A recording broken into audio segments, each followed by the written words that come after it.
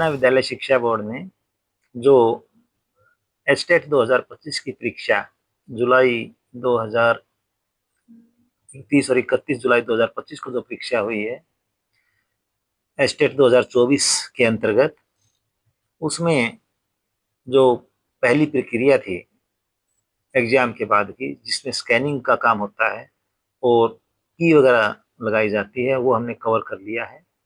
अब इसके बाद जो लगभग ऐसे परीक्षार्थी जिन्होंने एचटेट में अच्छा प्रदर्शन किया है या यूँ कहिए जो उत्तीर्ण समझे जा सकते हैं, उन सभी को बायोमेट्रिक वेरिफिकेशन के लिए 25 और 26 अगस्त का हमने समय दिया है। और इसमें सभी अभ्यर्थियों के लिए यह सुविधा हरियाणा विद्यालय शिक्षा बोर्ड ने दी है कि वे अपने गृह जिला में या हरियाणा में जहाँ कहीं भी हैं, उसी डिस्ट्रिक्ट में अपना बायोमेट्रिक वेरिफिकेशन करवा सकते हैं। इसके साथ साथ हरियाणा के राज्य के जो पड़ोसी राज्य हैं, वहाँ के अभ्यर्थी जिन्होंने एस्टेट परीक्षा 2024 जुलाई 2025 में दी है, वो भी अपना बायोमेट्रिक वेरिफिकेशन अपने सीमा क्षेत्र के लगते हुए जिले में आकर के करवा सकते हैं। और जैसे ही ये कार्य संपूर्ण हो जाएगा, उसके बाद आगे की जो रिजल्ट की प्रक्रिया है वो शुरू होगी। इसमें मैं यह बात ऐड करना चाहूँगा कि 25 और 26 अगस्त को यदि कोई अभ्यर्थी अपना बायोमेट्रिक वेरिफिकेशन नहीं करवा सकेंगे, तो उनका रिजल्ट डिक्लेयर नहीं किया जाएगा, क्योंकि बायोमेट्रिक वेरिफिकेशन के बाद ही जो अगली स्टेज होती है रिजल्ट डिक्लेयर करने की, उस पर हम जा सकेंगे। पिछली बार का जो एचटेट का रिजल्ट यानी एचटेट 2023 की बात यदि हम करें, तो उसमें लेवल 1 का जो रिजल्ट था वो 21.74% रहा था। लेवल 2 का रिजल्ट जो था वो 12.93% रहा था और लेवल 3 का रिजल्ट 8.89% रहा था। इस बार जहाँ तक सवाल लेवल वाइज रिजल्ट बताने का या रिजल्ट डिक्लेयर करने का है, उसके बारे में अभी कुछ नहीं कहा जा सकता, क्योंकि जितने भी अभ्यर्थी जो हमने अभी एस्टेट में बायोमेट्रिक वेरिफिकेशन के लिए बुलाए हैं, उनकी संख्या लगभग 40,000 के करीब है।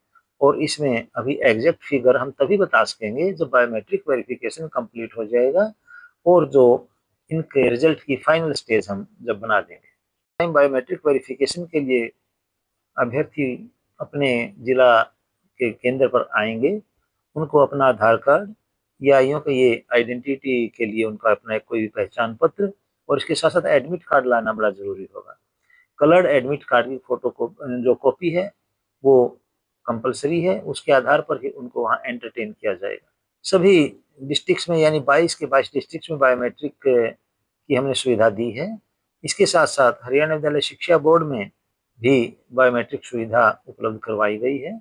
यदि किसी अभ्यर्थी को, किसी परीक्षार्थी को जो कि पड़ोसी राज्यों से हैं, अपने आसपास के जिले में कहीं कोई दिक्कत है, मान लीजिए कि वो पड़ोसी राज्य में ना होकर कहीं कहीं दूसरी जगह वो हैं या हरियाणा में हैं, तो किसी भी डिस्ट्रिक्ट में जाकर के अपनी बायोमेट्रिक वेरिफिकेशन करवा सकते हैं। ऐसी जो परीक्षार्थी हैं, हरियाणा सरकार के जो रिजर्वेशन पॉलिसी है और जो केंद्र सरकार के और हरियाणा सरकार के नियम हैं, उसके अनुरूप एससी-बीसी कैंडिडेट्स को 5% का जो रिलैक्सेशन होता है वो दिया गया है। तो इसके लिए हमने जो क्राइटेरिया वो 60% का रखा है, अर्थात 150 में से जिनके 90 नंबर होंगे उसको पास घोषित किया जाएगा। एससी कैटेगरी में इसी प्रकार से, यानी यदि हम 150 की बात करें तो 60% में की बजाय 55% को हम जो कैंडिडेट है उनको एंटरटेन कर रहे हैं, तो वहाँ पर 83 यानी 82.5 का जो कैंडिडेट होता है उसको पास घोषित किया जाता है, लेकिन उसके लिए क्राइटेरिया जो 82 का रखा गया है। होने वाले परीक्षार्थी थे, जो अभ्यर्थी थे, सभी को बहुत बहुत शुभकामनाएं। और सभी को यही मैं कहना चाहूँगा कि जिस प्रकार से एस्टेट में आपने बड़ा नियम और सहनशीलता का परिचय दिया है, आगे आने वाले समय में भी परीक्षाओं में जो जो परीक्षाएं वो अपने करियर से रिलेटेड अपीयर हों, सभी में इसी प्रकार से परिचय दें और अपने करियर में जो उनका गोल एक निर्धारित उन्होंने कर रखा है वो अचीव करें।